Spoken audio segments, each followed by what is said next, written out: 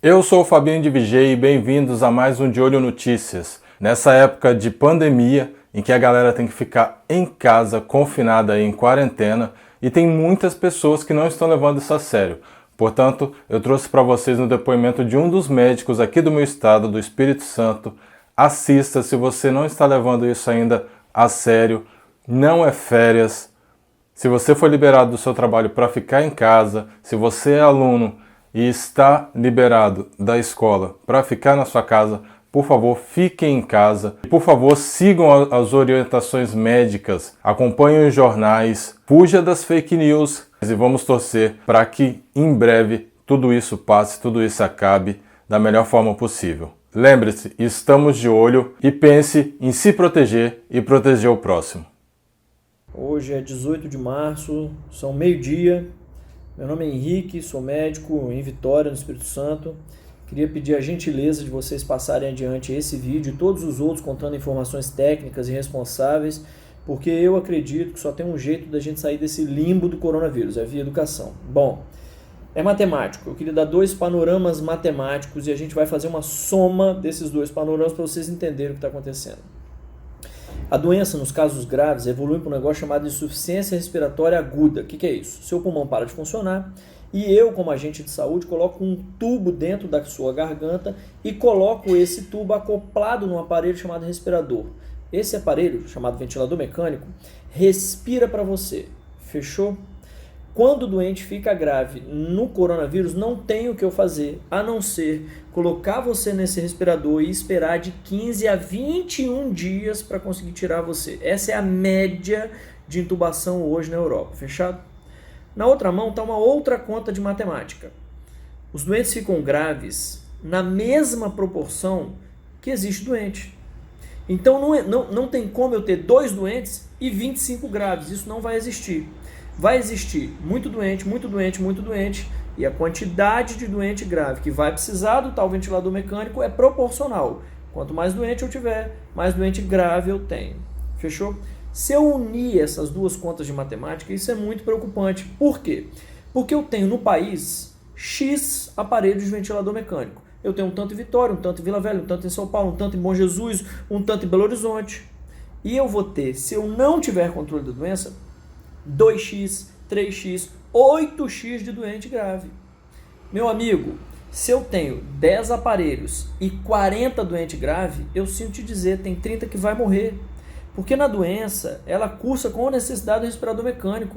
E é um para cada doente. A princípio é um para cada doente. Como é que eu vou fazer? Então, só tem uma única coisa a ser feita. Isolamento social. Não tem o que fazer. Meu amigo, não é para ir na igreja, não é para ir no bar, não é para ir na academia, não é para ir no clube, não é para ir para a escola, não é para jogar sua pelada, não é para ir dar volta no shopping, não é para ir para a praia e também não é para ir trabalhar, se você pode não trabalhar. Aqui entram 2 aspectos importantes. Quem pode ficar em casa, faça esse favor a quem infelizmente não pode ficar em casa. Diminua a quantidade de gente na rua, porque diminuindo a quantidade de gente na rua, você diminui a quantidade de gente doente. Se você diminui a quantidade de gente doente, você diminui a quantidade de gente doente grave. Se isso acontece, a quantidade de ventilador vai ser suficiente e não vai morrer gente por falta de assistência, que é o que hoje acontece na Itália. Se você tem que trabalhar, necessariamente 1 metro, 1,5 metro de distância das pessoas, da sua frente. Use para abrir porta, apertar coisa de elevador, encostar nas coisas do ônibus, a sua mão não dominante. E não coloque, depois de encostar em absolutamente nada, a mão no rosto. Porque se você tiver o vírus na mão e ele encostar na sua mucosa de boca, nariz ou olho, necessariamente você está doente a partir daquele momento. Presta atenção, a doença fica 2 semanas sem dar sintoma nenhum.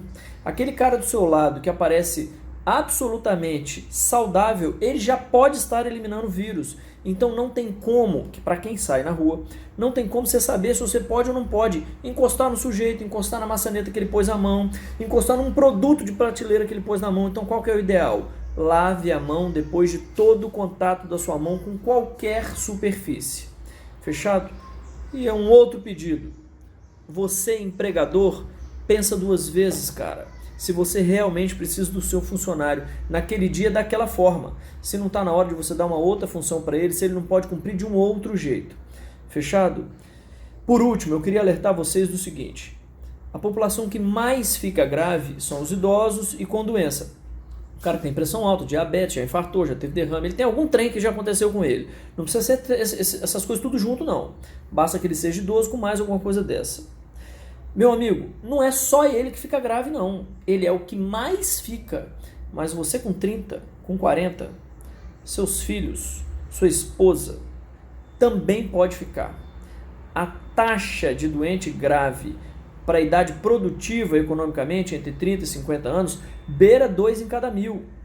1 em cada 1.000. Se você for o 1 em cada 1.000 escolhido, não vai ter vaga para você de UTI se você não der um jeito de fazer isolamento social. Por gentileza, pare de sair na rua à toa. Não é férias. Isso é extremamente necessário. Esse país está para viver uma epidemia assustadora em 3 semanas e a gente só tem um jeito de resolver isso, através de educação. Não tem remédio, não tem vacina, não tem perspectiva para que isso chegue tão logo, e isso não dura 2 semanas, dura 3 meses, 2, 3, 4 meses.